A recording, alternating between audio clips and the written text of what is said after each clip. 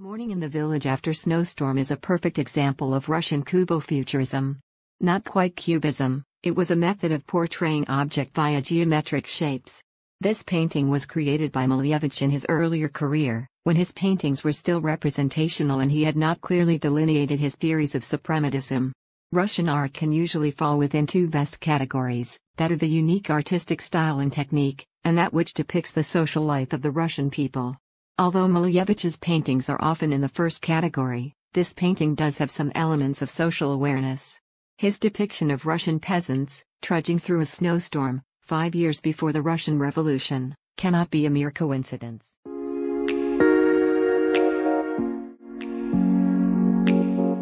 Malevich, the true purpose of art is creation of something new that has never been before in nature. And when you look at nature, you will never see a straight line, always curves. So the straight line for Malevich is the symbol of human creativity. And all the figures that can be made out of the straight line, cross and square, etc.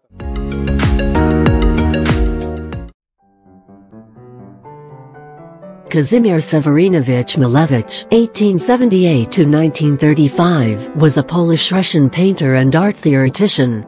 He was a pioneer of geometric abstract art and the originator of the avant-garde suprematism. Kazimir Malevich created a movement called suprematism. He wanted to make abstract art based on what he called the supremacy of pure artistic feeling. It was art that sought to create its own world rather than depict our own. Geometric forms float weightlessly in white space that represents infinity. Malevich's most famous work was the black square, the ultimate distillation of form.